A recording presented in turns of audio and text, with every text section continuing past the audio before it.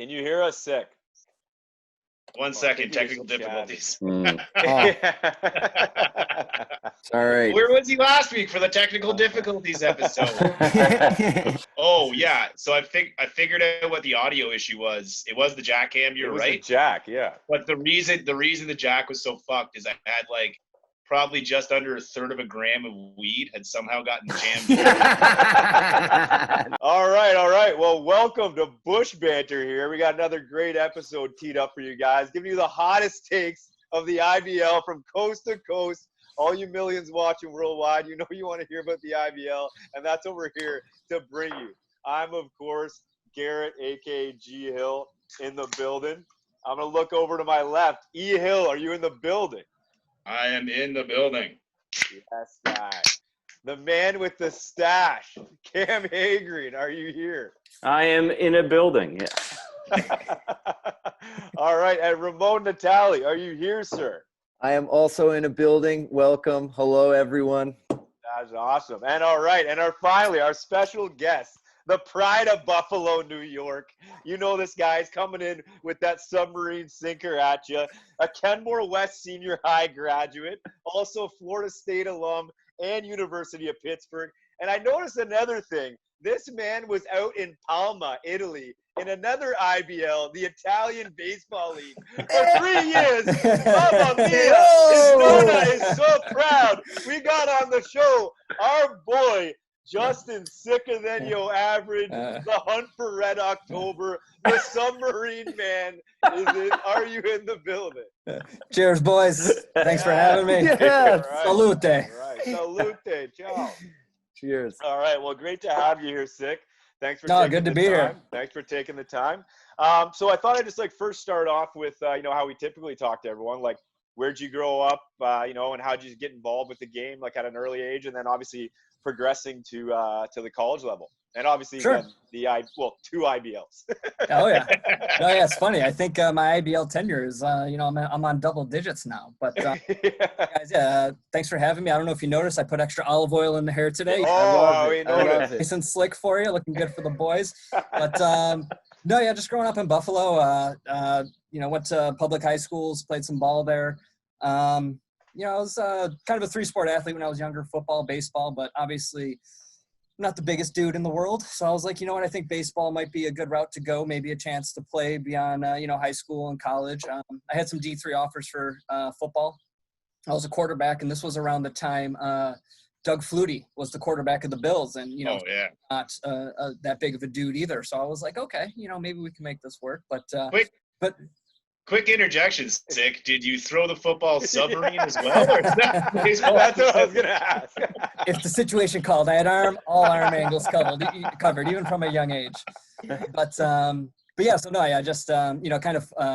like I said, I think I thought I had the best chance to have, a future in it, I guess you could say. I always had a pretty good arm, hence, being a quarterback and everything. And I actually went to college as a shortstop. I was an infielder, kind of pitched on the side, but more so, played up the middle. I used to be able to hit a little bit, but then in college, I quickly realized I could not hit. Even though I dropped bombs, and everybody knows that, we got. Oh, we'll get to that. I won't let the guys forget about that. So, so my senior year, I wasn't getting a lot of playing time. My junior year, I was at University of Pittsburgh. I don't even know how I ended up there. I was coming off of an arm injury where when I was at that school in Florida, I was an infielder, and they put me on the mound, and I was kind of hyped up because, like I said, I was doing okay, as an infielder, but not great. So I was like, okay, as a pitcher, I'm going to go out here. I'm going to do a great job. Threw my arm out first time out there. Didn't need TJ or anything like that, but so things kind of dried up from there. Got pretty lucky to end up at Pitt. It was a really good school. We had some really good guys there at the time. And then, like I said, my junior year, I was kind of a utility guy. Got my share of ABs, had my opportunities, made some, took advantage of some, but not all. Ultimately rode the bench during the Big East tournament, the Big East tournament was a lot of fun, but at the same time, I wasn't a part of it, so it was kind of bittersweet. And so I was like, maybe pitching's my chance to kind of be a part of that next year, when we're at the game. And so I switched, and I used to be more subby. I was even further down. I was scraping the knuckles on the ground. Wow. Over time. Where So did to that interject, style come yeah. from? Where, Yeah, like, where'd you- Yeah, so playing infield, you kind of throw from all angles. You right. just kind of fire it from your ankle, you're turning two, wherever you catch it, you kind of throw it.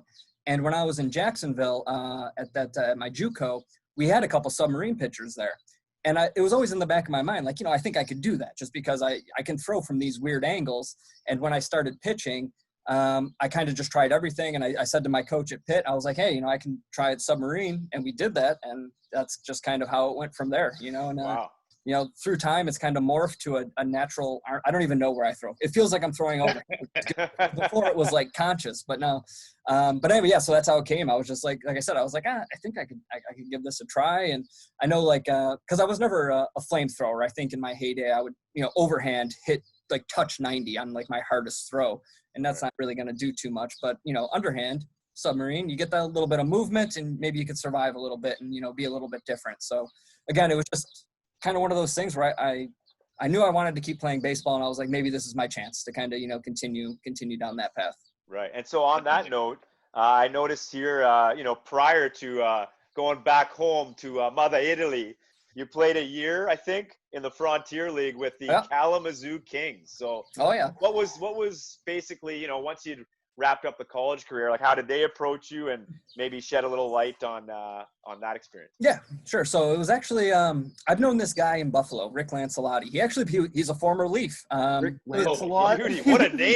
Yeah, Lancelotti, Rick Lancelotti. Yeah, Jack never leaves me alone about Lancelotti. He's like, he could still hit for us, and trying to get him to get Sir Lancelot. But anyway, he's like he's kind of known as like the real life Bull Durham. Long time minor league career. Yeah, I think at one time he had the home run record. But anyway, Buffalo guy, and he took a liking to me like out of high school. So he kind of always was, trying to tout me around. He got me a tryout with this team in Kalamazoo because the manager was also from Buffalo. He's actually a distant cousin. So Keep it nepotism at its Italian. finest right there. Us Italians, we run deep.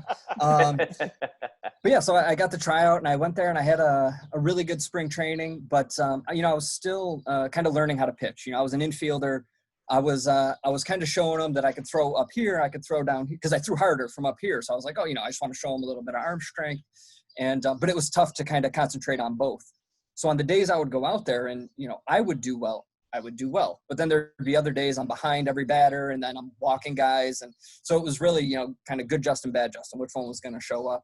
And so it was mostly bad. So it was about a month, and then I got the boot. But when I did too, it was just kind of my inner sentiment was that I still didn't know kind of what my best was. Like because I knew that when I was pitching well, I was doing pretty good there. But when I wasn't pitching well, it wasn't because I was getting hit around. I was pitching against myself. So that just kind of wanted me to, not quite hang it up yet. So that's kind of how it led to the Italy thing. And then, Right. And so on that, you played there for a couple of years. It looks like three seasons. Right. I was over there for 4, 3 in the top league. One in like the men's rec league where we ate a lot of pasta and pizza and played. Is that a regular weekend for the Ciccatello family though? Like it was growing up, yes. Yeah, so I was doing stuff, And what was I gonna say? Yeah, so you played there for a couple years, and I also noticed here you actually played for Team Italy in the 2013 World Baseball Classic. Why don't you tell everyone again, the millions of people out there? We know there's a lot of people back in Palma who want to know how that experience was. So. Boys, I hate to disappoint, but I was on the team. I got cut the day before. I know. It's honestly, you still have the jersey? Did they let you keep the jersey? I got a lot of good gear out of it. Nice. Oh, nice. Okay. When I first went over to Italy, this one of my teammates was an American guy, and he had the shorts they gave him from the WBC in 2009. And 2009 was my first year there, and I was like, you know what? I really want to play in the 13, but mostly I want those shorts. And I got the shorts. All right, I didn't get to play in the finals, but I got the good shorts, and I got a lot of good gear, and it was really cool. That's awesome. It was the bench coach and stuff like that. I played in a game with like Yoenis Cespedes, and for me that's what it was about, because I knew I got to a point where I'm not going to make it to the big leagues, but it'd be really cool to like pitch against a big league. Yeah, right. Well, and you had a few American and Italian players, like Frank Catalanato would have been on that team as well. Or was that 2009? Nope. Yep. He was on the team. Anthony Rizzo was on the team. Jim Grilli was on the team. So I was there in spring training. I got to meet these guys, and Grilly and I had a nice shower together, deep conversation in there. It was, man shit right there. But no, yeah. So no, it was really cool. Like, like Rizzo it was before Rizzo was Rizzo, Right. he's 23, but you could see he like looked really young, but he was just built like a treehouse, man. He was a big dude. Big. Who can hit it further, Rizzo or our boy Cleveland Brownlee? If you get one in Brownlee's wheelhouse, you better watch. Yeah. I've been there one too many times, so. Oh man. He's watching this. I don't want to piss the guy off. Yeah. So now so we put a bow kind of on the prior to the Leafs. So how did you end up transitioning from the IBL, the Italian Baseball League, to the real IBL, the Intercounty Baseball League? How did Jack get your number? So again, I got to go back to our boy Lance. I was actually working out at his facility, getting ready for the Classic. Yeah. And when I came home, I was kind of in a weird spot. I didn't, I was kind of finishing up playing in Italy full time. And he's like, hey, I know a guy up in Canada. If you want to make the ride over and, check him out. I was like, yeah, sure, what the hell? I don't gotta, I went up. I did like, they were having an early season practice. And I kind of had like a little tryout. Really? Yeah, they were actually back in the day. There were organized practices. It was a thing. But yeah. So I went up and obviously Lance put in a good word for me. But I met Jack and just threw to a couple of guys and kind of got the conversation started with Jack and that was it. And that was 2013. And I don't even know how it happened. It's been 7, 8 years now, and here we are. So it's been really fortunate, just being so close to the border and just being to drive there. So like I said, it was a very random thing where at the time I definitely had the time, and I was kind of more like a back end closer, reliever, and so I was going to every single game, but I wasn't I was working part-time in the restaurant, and so but since then I've gone to school. I work full-time now, so it's interesting how my life has like completely changed, but the Leafs have been that constant there, which is kind of what transitioned me to like a starting pitcher. So it's it's been really lucky and fortunate. It's been great. It's been a lot of fun. Like I look forward. I love the summers. I love playing up there. It's a lot of fun. Very competitive baseball. It's great. Now I know you're not looking forward to that drive on a Sunday for a 2:00 game from Buffalo down to Toronto. That's a tough rip. Oh, it's not. I'll tell you this: if the bridge is clear and there's no traffic, I don't mind it at all. Between the five of us, I stream Netflix the whole time. I'm watching Breaking Bad, I'm watching Dexter. So the time just flies. It's not so bad. It's the traffic at the border. But really, one place that's tough for me to get to is Barrie, because Barrie, no. But even I know London's a far ride, but I feel it evens out because it's a far ride for the boys too. We're all right. London. For Barrie, it's like an hour from you guys. For me, hour and 3. So it's getting up to Barrie. I try to save it for if it's a playoff like must type of thing. But for the most part, I try to avoid those games as much. Yeah, you're like a Welland trip, no worries. A Barrie at 1 on a Saturday, Right. Thank you very much. I'll take all the Welland games from here on out. Exactly. That was a nice Speaking drive. of which, I think you got a 5-0 shutout in Welland last year, if I'm not corrected. That was a good game, and not only I scored a couple of runs too. Come on, get the batting line there. Come on, guys. So in that game, so June 8th, complete game, 2-hit shutout in that 5-0 win. So I know that last year, specifically, like you had your strongest year with the Leafs. Like I've noticed over the years, you've been trending upwards. Last year, for example, like you were leading an ERA, you ended up with a 252, 60 innings pitch, 50 Ks to 8 walks. I've noticed over the last few years too, you don't walk a lot of batters, right? So what do you think, have you found that started to work and been successful for you over the last years, and maybe, last year and that June 8th game in particular? Yeah. No, yeah. So the one thing you mentioned is that is like the one stat that I pay attention to, because it's kind of the one that I can control, is that strikeout to walk ratio. Yep. Like it's true, because like control was always a problem for me. I was always like 1-to-1.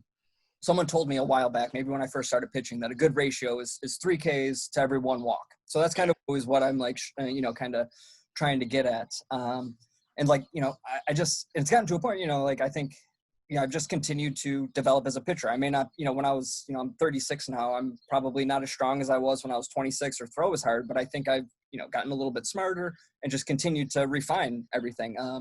This past year, I right before the season, I made a change to my changeup grip. So I was always, pretty much, sinker slider guy. Right. Right before the season, I read an article on ESPN, and it was showing like grips that guys used, and they showed a Max Scherzer's changeup grip. Pretty nice changeup. Yeah, I was like, he's pretty good. That seems like a pretty simple grip. And so I did that. Then I Googled it, and he kind of explained it a little bit. And then a few weeks later, I saw something on Twitter where Greg Maddux did it too. I was like, you know what? These guys don't suck. Maybe maybe I'm onto something here. So, I changed the grip right before the season, and it worked. And so last year or a few years ago? Last year, right Really? before the season. Yeah. So I think like last year, that's what really helped, was being able to go from like, I've always had a change, but never like one that I would feel comfortable throwing and say a full count.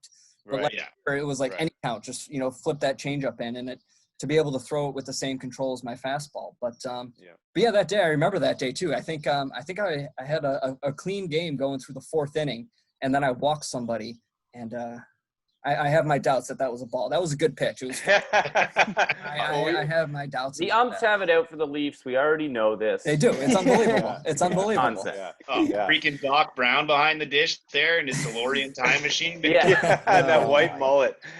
So I thought, so another thing last year that also was a first in your career, looking back all the way to Kalamazoo, all the way through Palma, is the kid hit a homer in left field.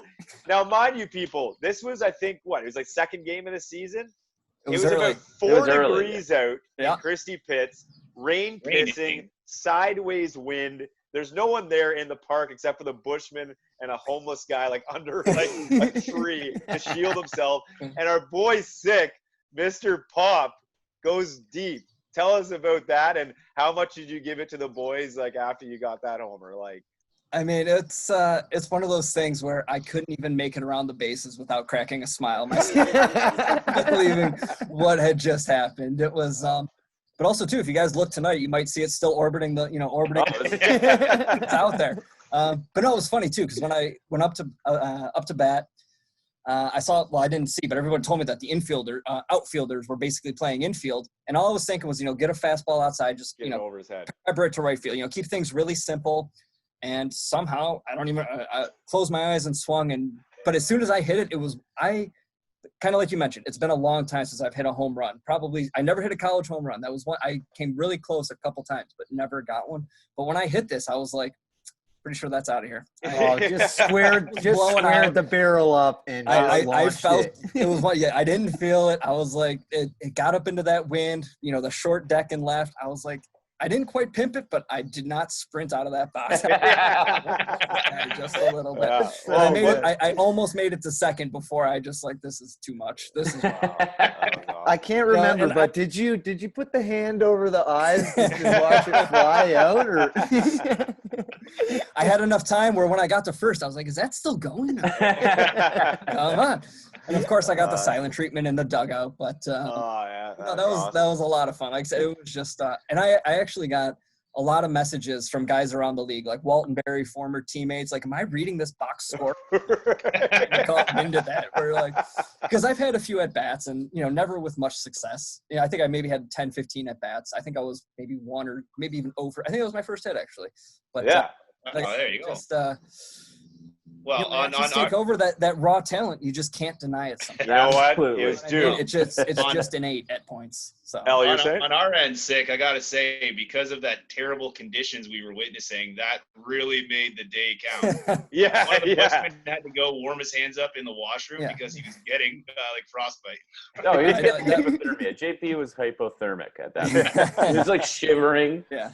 Oh, yeah, man. that was a cold day. So like I said, it was for you guys. You guys were out there. I was like, you know what? These boys deserve it. Let's give them something they'll remember. Here. Absolutely. Well, I thought I'd touch on like a final little thing. We're coming up against it here, but given you're the pride of Tonawanda, a Buffalo native, are you a big Bills fan? Because my brother up here, E. Hill, has been a diehard Bills fan his whole life. So if you guys want to share like a few tears or give a few hugs to one another. You know what? There's plenty of those tears to go around, but it's coming. All right. I can say. Right path. 2 out I've of been 3 hearing it from him years. for the last decade. My man, This Josh is our Allen. year. This is the Wow. year. You know what? Last year, I cannot believe we blew that game in the playoffs. Are you kidding me? Unbelievable. We had that in our Unbelievable. Wow. I know. I know. You know what? It's that was tough. That was really tough. It was they had it too. Yet I feel like every loss that they had last year was a game that they could have or should have won. They had their chances. But they're young, they're up and coming, diehard Bills fan, live for them, love them. What we need the best fans in the IBL coming down. You're right. NFL. Yo, we'll go right. Throwing through tailgate. tables, tailgate. Yeah. We're doing it all. Mafia. We need you guys there. Yes. That's You're coming awesome. with me. We're doing it Bushman, right. Bill, You let me yeah, know we'll do when. it. So We'll good. make it That would be happen. fantastic. Yes. We like it. We like it. Well, that was friggin' awesome. And we expect Hopefully to this see- friggin' virus doesn't, screw everything up. We got primetime home games this year. We got Oh. that nice saying. I schedule. think by then we should be good. Let's hope, man. Let's hope. Yeah. It would be the years the Bills. I already got the Airbnb in Tampa for the Super Bowl. You guys, Nice. Oh wow, this guy's All right. for. I'm You do thinking that ahead. every year, We're Sid? ready. We're ready to go. So we'll do a home game and then we'll go to the Super Bowl and we'll I be. like it. There I you like go. it. I like Love it. it. I like it. Well, thanks for doing this with us, Sick man. Like we said, fingers crossed. The parks open up and there may be able to be a season and we can figure out the border. Get you shipped over here. Maybe we'll package you up in a bottle of some olive oil container and get you shipped over for the season.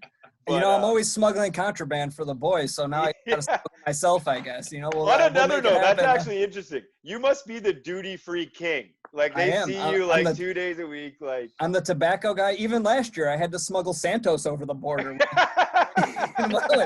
He came over to my I'll house for edit this breakfast, out. and it's I'll like, I just got you, beep bud. all And of we cruised right over. It was a Oh, beautiful that's thing. Awesome. That's awesome. Well, Yeah. thanks for doing this with us, boys. course. Another great Bush banter episode, and hope everyone stays safe. Cheers.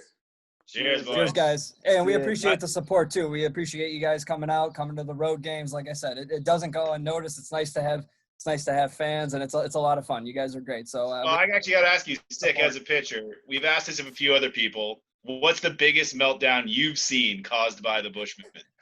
oh man, I wish I could remember it specifically, but I don't even remember the team, but I know there's one in my mind where this guy just absolutely collapsed. I think he just couldn't throw a strike, and he started. I think he got the first out. Then as soon as he threw 2 balls in a row, you guys got on him, and he just crumbled from there. I wish I could remember the specific, but I could picture it in my mind. But We Well, live there's the for one- it. We There's live the for one it. guy who kept checking his shoes. Oh, yeah. Check your Yeah. shoes. Trying to say, Check the Yeah. check shoes. shoes, and then he Chalk it didn't up. one day, and so we just started. Yeah. Oh man, that's I will say, I know. Sorry, I know we got to wrap up, but we go to play to London. They have some guys in the stands. Not so much the last few years, but as a pitcher, you hear them. You definitely hear them, and it's another part of the game where you got to block those guys Oh, out. yeah. That's interesting you bring that up Yeah. because the IBL just released a players poll where it said, who's the most passionate fan base. And, the Pits, unfortunately, we somehow got jobbed, ended Right. up at second. But they was rigged. did say London was first. And I remember I talked to a few players from other teams and shit, and they've said that London actually has they got some noise out there. So is that what you're They do, yeah. confirming? Yeah, they usually get good crowds, and maybe too, ever since I've been in the league, we've always played them in London on Canada Day. So No, we haven't been able to make it out. yeah, I know. So there's usually a big crowd there, but there's these guys that sit down the first baseline. I don't think they've Ah. the last few years, but they give me the business. When I'm out there on the mound, and I hear them, and it's nice to have a good inning and then be able to walk in. But Yeah. like I said, you do hear that stuff. So and then. Yeah. And then when I fall apart, it's like, oh my God, these guys got me, and I'm walking back in. So, like I said, it's great. It makes for a great atmosphere. It's a lot of fun. It really does. So, Well, we'll have to get down we to appreciate London. you guys coming out. That's awesome, get man. Well, rid we of the appreciate Let it. them know who the Yeah, real we do. fans are.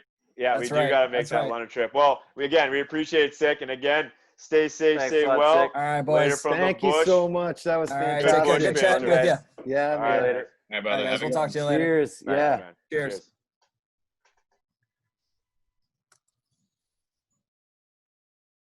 Oh, Yeah, is that a new one? well, Hager's just. It's just No, we left. left, yeah. But we can keep Hager's was saying I could see his body language. He's we'll cut this part out. We're leaving that whole little last part. Oh, yeah. Oh, There was yeah.